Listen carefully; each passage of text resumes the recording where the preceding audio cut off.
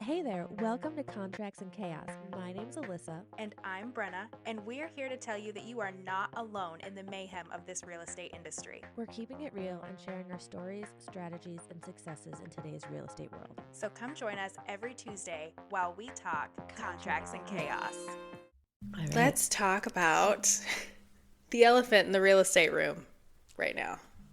Yes, the one that blew the internet up. If you are in or around real estate, this has been the topic. I feel like I wanted to call it last week like Double R Ranch or something, because I was like, everyone is just talking about this like it's Yellowstone or something. And like it's someone like- got taken to the train station last week. And it's been put into AI. So I've seen so many AI generated images and like these merger graphics and everything like that I'm just like, boy. But the problem is, and that's what we're going to talk about today, is that everybody's talking about the thing that isn't the point, right? And we're talking about the Remax and Real merger that Real is working on. It's not finalized, acquiring Remax. Right. And here's the thing. We're also not talking about that today. I don't want to add to the gossip list. I don't want to be, to not add to the gossip list. You're absolutely correct. Because that's really all it is online. Oh my God. There's now. there's so much misinformation out there. Mm-hmm. It's literally just like a massive collision of it. And I think what people are like shocked by, and we'll kind of lean into this a little bit more, is how different the two brokerages are, right? Yes. Real is we're completely tech driven, cloud based, that kind of thing. And Remax is I think they're one of the oldest franchises for real estate, right? They are. They're a huge real estate company that is well known across the globe. Like you see that hot air balloon and it's there, people. Right. And I think the one thing I want to make very clear is for the people who are trying to figure this out, I think the most important part is these are going to be two brands that, as far as we know, as far as been announced so far, will be operating in parallel. Mm-hmm. Remax is not becoming Real. Real is not becoming Remax. Correct. And we're not becoming Real Max. Mm-hmm. We're not making a baby. Yep. It's one big company, one holding company with two firms. Correct. So, and I think that just goes, this is what we're kind of leaning into today, is your brokerage doesn't make your business. No, your brokerage has never been the reason your business works. And like people, I have said, yeah, when I came to Real, I doubled my business that year. But it wasn't because of the firm. Correct. It was because of the people I met here. It was because of the effort I put in. It was because of the things I learned. But it was my actions when I changed firms. It was not the firm. Well, I think that's what people get mixed up on too, because they're like, oh, things are slowing down. Like I've got to do something new. And it's just like, changing your font and your branding colors and all this. Like I've just got to like shake it up. And you don't. No, you don't have to do that, because most agents get lost in the fact that they look at another agent that is successful and are like, oh wow, it must be where they're at. Right? Yep. And yeah, like, and that happens a lot. Like, oh, what's going on over there? Yeah. Nothing. I'm just more consistent now. This is I sat in the class where I learned something new. 1,000%. This is a true, the grass is always greener, right? But sometimes the grass is greener over there because there's more crap over there too to fertilize that grass. Yep. But also, grass is greener where you water it, where you take care of it, where you put effort into it. You can turn your grass into rich, beautiful green grass, okay? Because the truth about brokerages is the fact they're a structure, right? They're the umbrella to your 1099 business.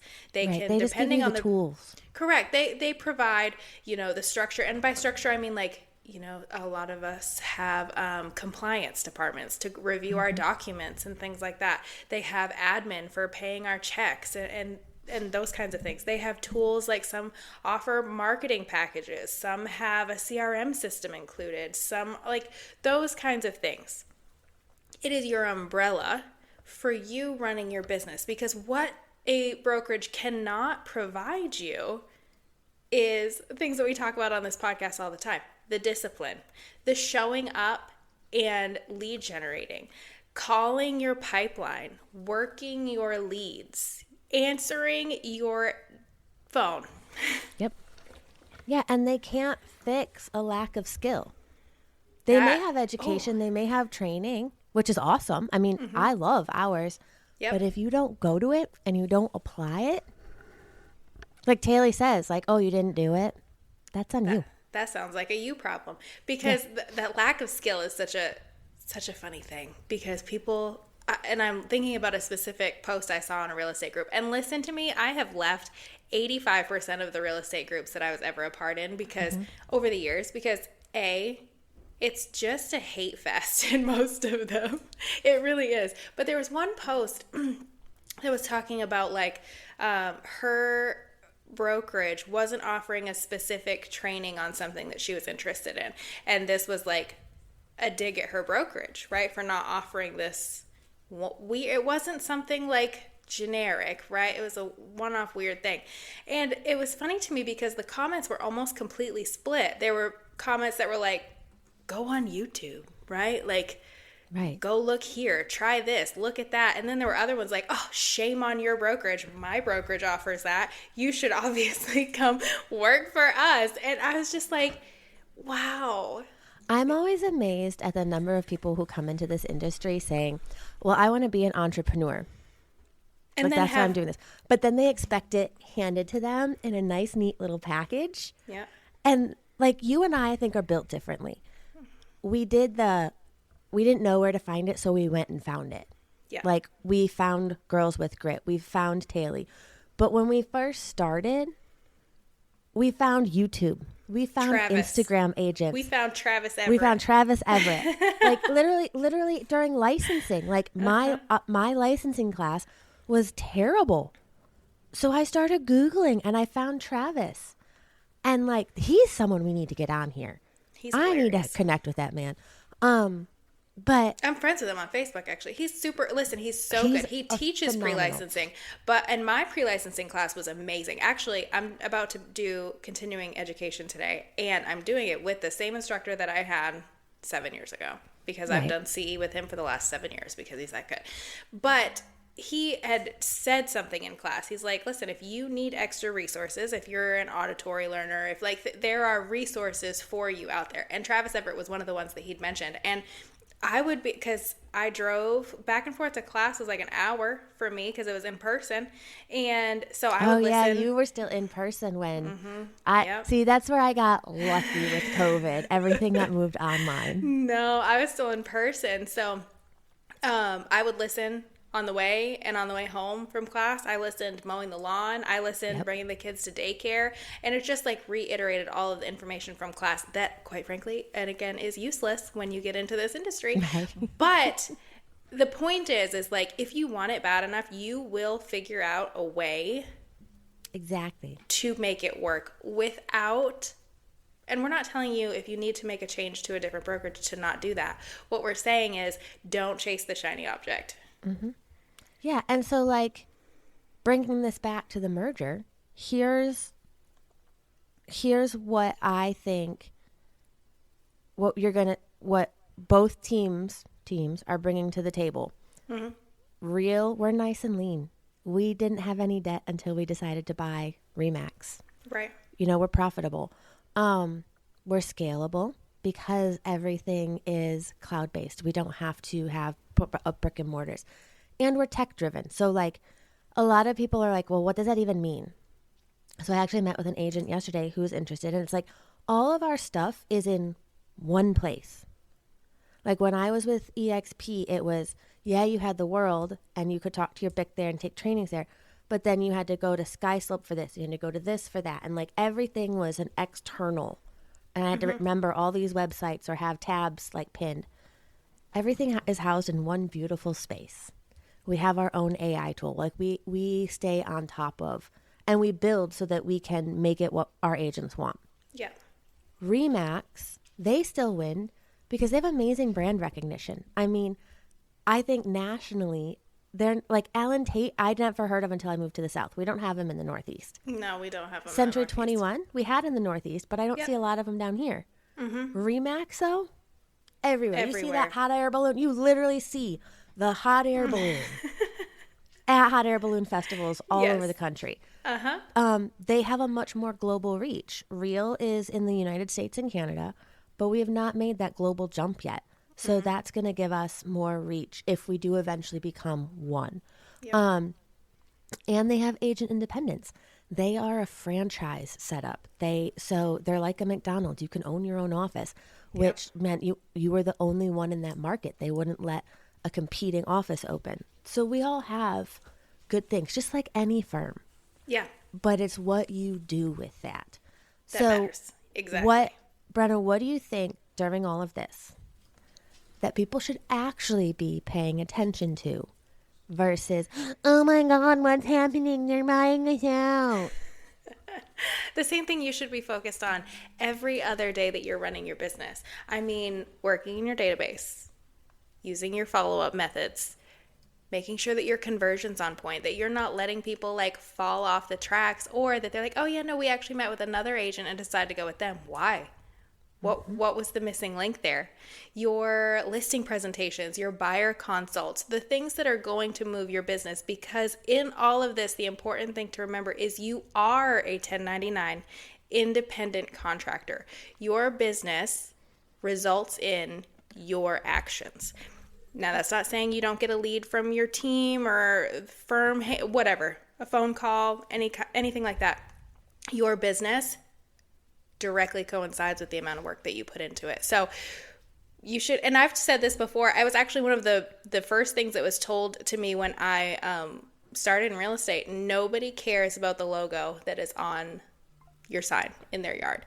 They're working with you because they want to work with you. It has nothing to do with the brokerage. I'm about to start year 7 in real estate, which, oh my God. I know, me too. That's crazy.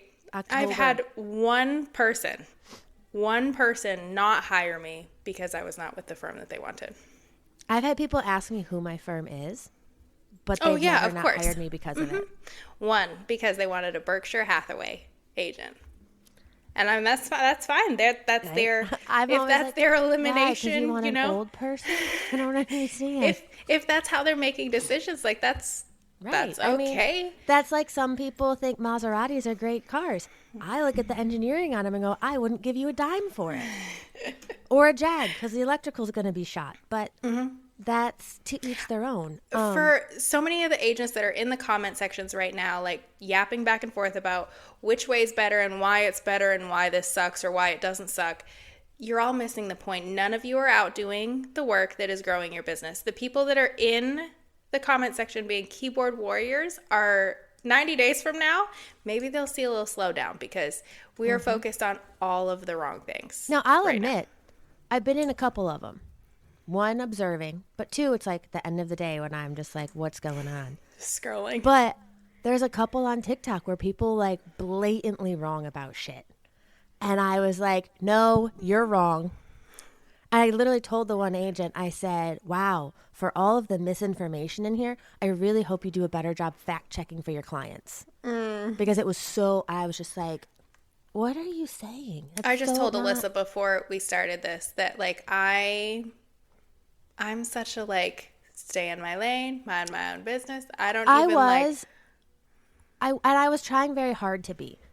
But when the whole video is just wrong and he has like 30,000 followers, yeah. I was like, Maybe hold on, one he's comment, just and then making I'm money scrolling. off those clicks. You know what I mean? Maybe that's Right. Maybe that's the what we're thing. working. Maybe because he's not out. I don't know. All of his videos are shot in the front seat of his car. I've never seen him actually in a house. So Yep. maybe he's, I don't know. Not. So who does this actually impact? Yes. If you are brand dependent, if you are in an area where, who knows, maybe the locals only use Remax. Okay, well, you still get to be Remax. We're not taking that away from you. If you heavily rely on broker-provided leads, which we all know you shouldn't be doing, Real's not that brokerage. I don't know if Remax is. I think that's probably a franchise dependent thing. If you don't have your own systems, if you haven't figured out how to run your business or what your checklists are or your processes, then this might disturb your business, because if you decide to switch from one to the other, or say this is a different merger, your firm gets bought out, or your team, I know someone, a name we love, just took her indie brokerage to EXP. Mm-hmm. So, but she and her team, very obviously, have their ducks in a row. So that probably didn't disrupt them, other than they had to learn a new system for their files and stuff. Correct. So it doesn't matter if you know how to generate your own business, you have a strong process and tools or leverage, and you know how to convert. Like, because if that question comes up, you can just be like, yeah, well, like, it's one company, two firms, one holding company that's going to own both firms, but nothing changes on our end. Well, and it's so funny because people, like, again, they're making it seem like we're becoming, like you said, like we're having this like baby real estate child. And that's not the case. It's no different than, and I don't know, like General Mills owning like Kellogg's and like all of the different cereals. Right. You know what I mean? Or it's like, the way I look at it is, if we're going to like refer to the baby reference, it's the holding company is your mom and your stepdad. And then the two firms are the stepkids. We're one family now, but we're not biologically related.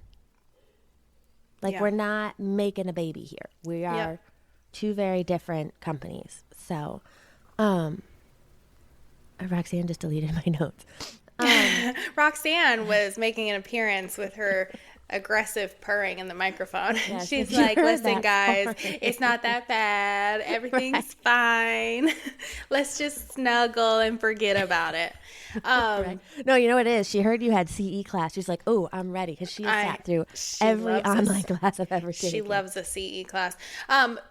Things you can do right now, though, again, in the beginning I said, like, if you need to make a change, we're not telling you not to make a change, right? There are lots of agents that I know, and myself included, a change made my business better, right? What we don't want you to end up doing is there are some agents, I swear, they're in a new brokerage every year.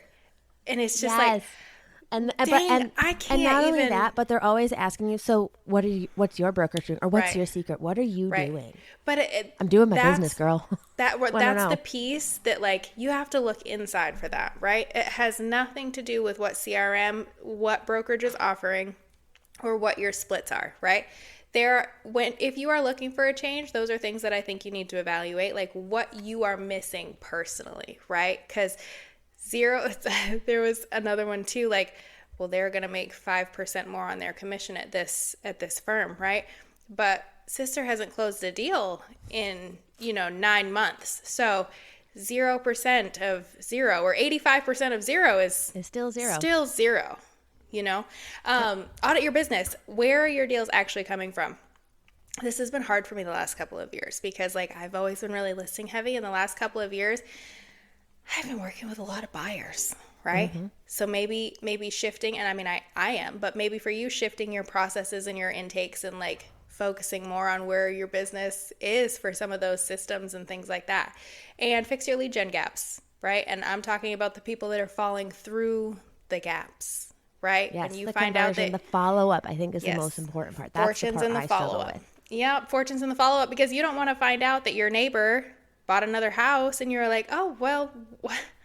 Right. You get the invite to the housewarming party, but miss the opportunity to have that business because you just weren't present, you weren't focused, and you weren't following up.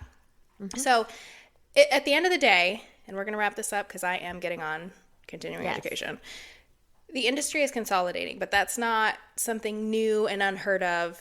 I think you'll see more of it in the coming years because of how the market is, because how older models are starting to shift a little bit. They're evolving. And I think that most of these are because they have the agents in mind, right? The industry wants to take care of the people that work in it. So but the moral of the story is, if you are working in your business, doing the things that you say you're going to do, showing up, doing the lead gen, calling your people, being a resource, You're gonna win no matter what logo is on your sign. Yeah, because if a merger can shake your business, you don't have a brokerage problem. You have a foundation problem. Like, right, and the that's on foundation of your business is not solid. So you should probably call a crawl space guy. And with that, we'll see you next week. We just finished another episode of Contracts and Chaos, but believe me, the chaos does not stop here. So check out the show notes for our email address and where to follow us on socials, and we will see you next week.